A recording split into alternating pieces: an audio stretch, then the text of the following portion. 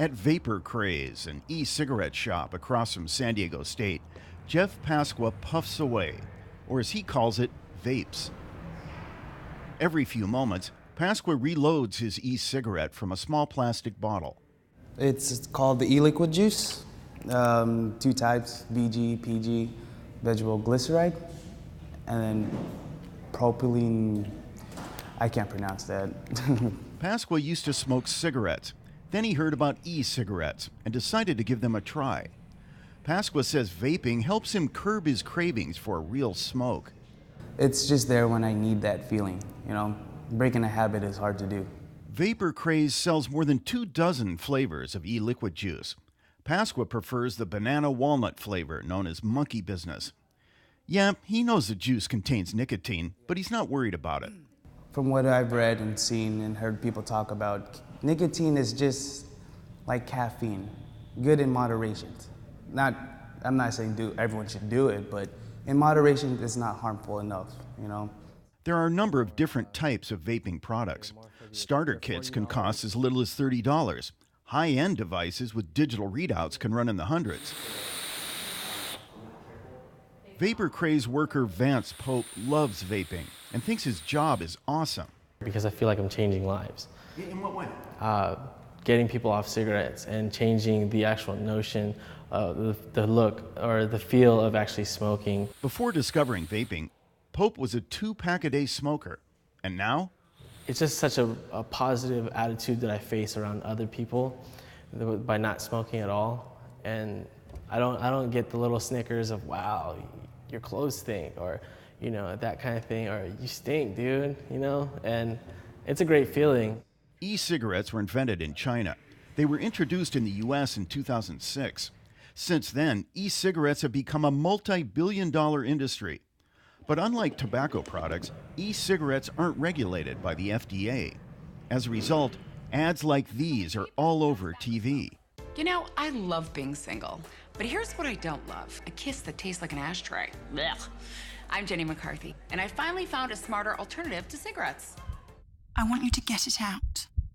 I want to see it, feel it, hold it. Some accuse e-cigarette makers of targeting young people. The Centers for Disease Control says 1.8 million teens used e-cigarettes last year. That's a 100% increase over just a year before. Word on the street is e-cigarettes are sort of cool and high-tech. The big question is, are they safe? We don't really know what the hazards are because the research hasn't been done. Now, I think the biggest hazard is nicotine addiction and the normalization of smoking. I mean, the renormalization of it.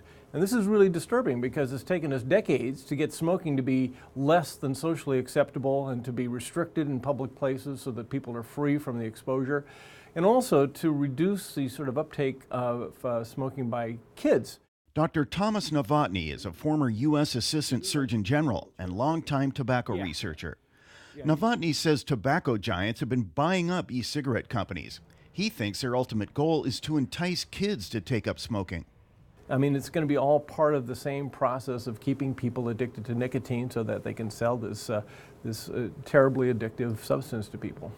In the absence of federal regulations, 4 states and the District of Columbia have included e-cigarettes in their indoor smoking bans. California is said to be considering similar action. Vista has become the first city in San Diego County to ban e-cigarettes wherever smoking is prohibited. City Councilman Cody Campbell says it's the right thing to do. And so basically we're saying that it's not okay to encourage youth in our communities to choose this product and basically become addicted. The Sweetwater Union High School District is ahead of the curve too. In October, the South Bay District added e-cigarettes to its ban on tobacco products on campuses and at all student events. We had a couple of instances at our campuses where students were bringing them to school. They were showing them to their friends and they were, playing with them. And we just thought, you know what, before it becomes a bigger issue, why not take the step out there and do the right thing for kids? Back at Vapor Craze, Vance Pope doesn't buy the arguments against e-cigarettes. He says flavors like Sugar Daddy and Juicy Booty aren't designed for kids. After all, his store doesn't let kids under 18 buy e-cigarettes. But as long as they're 18, I feel like that's their choice. The FDA has developed some rules on e-cigarettes, but it hasn't made them public yet. Officials say the White House is reviewing the proposal. Kenny Goldberg, KPBS News.